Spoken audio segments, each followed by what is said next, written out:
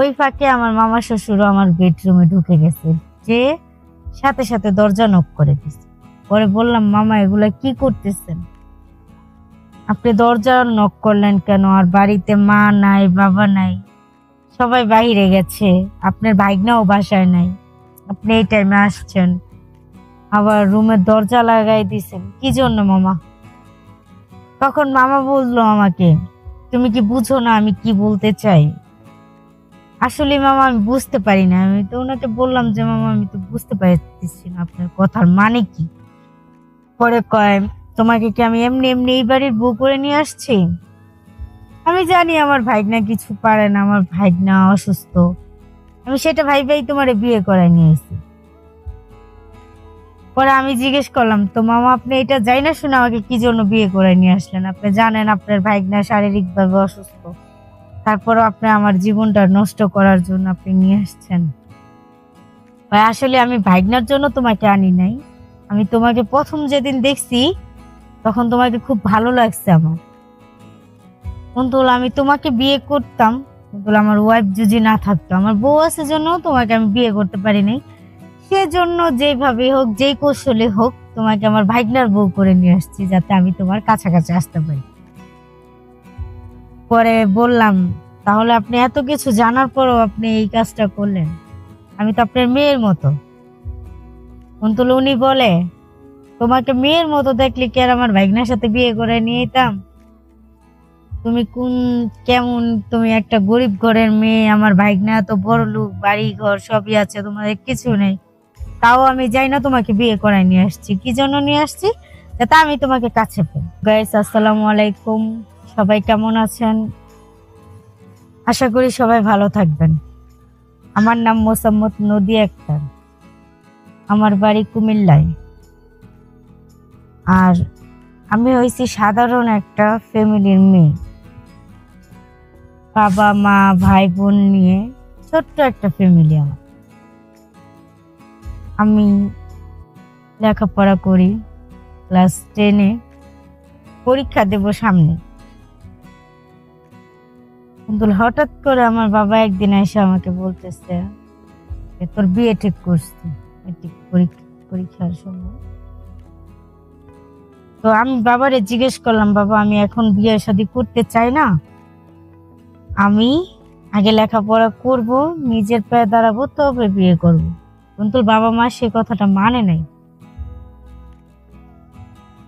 পরে বাবাকে জিজ্ঞেস করলাম, ছেলেটা কি করে, কোথায় থাকে, ছেলের বাড়ি কোথায়? পরে আমার মামা শ্বশুর, উনি আমার বাবা মাকে ফুসলাইছে, ছেলের বাড়ি বড় লোক, ছেলে টাকা আছে। হ্যাঁ ঠিক আছে, ওইটা ভাই আমার বাবা মা মনে করছে যে আমি গরিব, আমার মেয়েটা এত ভালো করে বিয়ে হবে, আমার মেয়ে সুখেই থাকবে, সেটা ভাবছিল আমার বাবা মা। তো যাক, বিয়ে শাদী দিছে। আমার মামা শ্বশুর আমাকে দেখছে, দেখে আমার বাবা মাকে ফুসলায় ফাসলায় যেভাবে হোক আমাকে বিয়ে করাই নিয়ে গেছে তার ভাইগনার জন্য।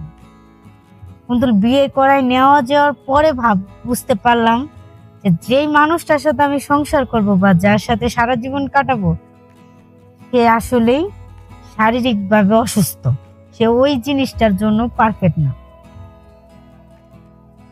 তো একটা মেয়ে মানুষের জীবনের চাহিদা তো এটা সবাই জানে, যে মেয়ে মানুষ বিয়ে হয় যেটার জন্যই হোক, ওনাদের একটা চাহিদা থাকে। কিন্তু আমি যখন বুঝতে পারলাম যে সেই চাহিদাটা আমার স্বামীর মধ্যে থেকে আমি পাবো না, কারণ আমার স্বামী মানে শারীরিকভাবে অসুস্থ। পরে অনেক চিন্তা ভাবনা কইরা ভাবলাম, যাক, কপালে যেটা ছিল এটাই, বাবা মা বিয়ে দিছে, এখন কি করার আছে। কিন্তু আমি তখনও জানতাম না যে আমার মামা শ্বশুর, যে আমাকে খুব, হ্যাঁ আমাকে প্রথম দিন দেখার পরেই আমাকে অনেক ভালো লাগে, উনি আমাকে ভালোবাসতে চায়, আমাকে বিয়ে করতে চায়। কিন্তু ওনার যে বউ আছে সেজন্য সে আমাকে বিয়ে করতে পারে নাই। আর সে জানতো যে আমার স্বামী এই রোগটায় একটু আছে। হ্যাঁ, যাই না শুই নাই আমাকে ওনার ভাগ্নার সাথে বিয়ে করাইছে, যাতে উনি আমার কাছে আসতে পারে, আমাকে দেখতে পারে, মানে ওনার মনের আশা পূর্ণ হয়। উনি বিয়ে করতে পারে না, ওনার ভাগ্নাকে দিয়ে আনছে কারণ তার ভাইগনা তো আর শারীরিকভাবে আমার সাথে সেই সময়টা দিতে পারবে না। উনি জানতো, জানার পরেও উনি আমাকে তার ভাইগনার জন্য নিয়ে আসছে। আনার পরে সংসার এভাবেই যেভাবেই কাটতেছে। হঠাৎ একদিন আমার শ্বশুর শাশুড়ি সবাই বাড়ি থেকে মানে একটু বাইরে গেছে, যে কোনো একটা বিষয় নিয়ে আমার শ্বশুর শাশুড়ি বাইরে গেছে, আমার হাজবেন্ডও বাড়িতে ছিল না, আমি একাই ছিলাম। তো সেই পরেই আমার মামা শ্বশুর আসলো, এসে আমাকে বললো কেমন আছো, কি কি খবর। আমি বললাম হ্যাঁ মামা ভালো আছি। আমি তার সাথে খুব ভালো বিহেভ করলাম, ভালোভাবে কথা বললাম।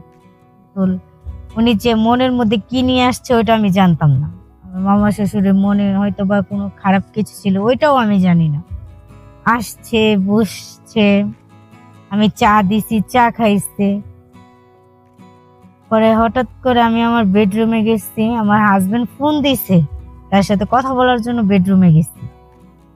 ওই ফাঁকে আমার মামা শ্বশুরও আমার বেডরুমে ঢুকে গেছে, যে সাথে সাথে দরজা নক করে দিছে। পরে বললাম মামা এগুলা কি করতেছেন, আপনি দরজা নক করলেন কেন? আর বাড়িতে মা নাই, বাবা নাই, সবাই বাইরে গেছে, আপনার ভাইগনাও বাসায় নাই, আপনি এই টাইমে আসছেন, আবার রুমের দরজা লাগাই দিছেন কি জন্য মামা? তখন মামা বললো আমাকে, তুমি কি বুঝো না আমি কি বলতে চাই? আসলে মামা আমি বুঝতে পারি না। আমি তো ওনাকে বললাম যে মামা আমি তো বুঝতে পারতেছি না আপনার কথার মানে কি। পরে কয়, তোমাকে কি আমি এমনি এমনি এই বাড়ির বউ করে নিয়ে আসছি? আমি জানি আমার ভাইগনা কিছু পারে না, আমার ভাইগনা অসুস্থ, আমি সেটা ভাই তোমারে বিয়ে করায় নিয়ে এসেছি। পরে আমি জিজ্ঞেস করলাম, তো মামা আপনি এটা যাই না শুনে আমাকে কি জন্য বিয়ে করে নিয়ে আসলেন? আপনি জানেন আপনার ভাইগনা শারীরিক ভাবে অসুস্থ, তারপরও আপনি আমার জীবনটা নষ্ট করার জন্য আপনি নিয়ে আসছেন। আসলে আমি ভাইগনার জন্য তোমাকে আনি নাই, আমি তোমাকে প্রথম যেদিন দেখছি তখন তোমাকে খুব ভালো লাগছে আমার। কিন্তু আমি তোমাকে বিয়ে করতাম, কিন্তু আমার ওয়াইফ যদি না থাকতো, আমার বউ আছে জন্য তোমাকে আমি বিয়ে করতে পারি নাই। সেজন্য যেভাবে হোক, যেই কৌশলে হোক, তোমাকে আমার ভাইগনার বউ করে নিয়ে আসছি, যাতে আমি তোমার কাছাকাছি আসতে পারি। পরে বললাম, তাহলে আপনি এত কিছু জানার পরও আপনি এই কাজটা করলেন? আমি তো আপনার মেয়ের মতো। কিন্তু উনি বলে, তোমাকে মেয়ের মতো দেখলে কি আর আমার ভাইগনার সাথে বিয়ে করে নিয়ে যেতাম? তুমি কোন কেমন, তুমি একটা গরিব ঘরের মেয়ে, আমার ভাইগনা তো বড় লোক, বাড়ি ঘর সবই আছে, তোমাদের কিছু নেই, তাও আমি যাই না তোমাকে বিয়ে করায় নিয়ে আসছি। কি জন্য নিয়ে আসছি? যাতে আমি তোমাকে কাছে পাই। তাহলে আমি পরে বললাম মামাকে, তাহলে আপনার মনে এত মানে শয়তানি ছিল, আপনি আমাকে নিয়ে আসছেন আপনি পাওয়ার জন্য? তো এটা তো আগেই বললে পারতেন, শুধু শুধু আমার জীবনটা নষ্ট করার কি প্রয়োজন ছিল?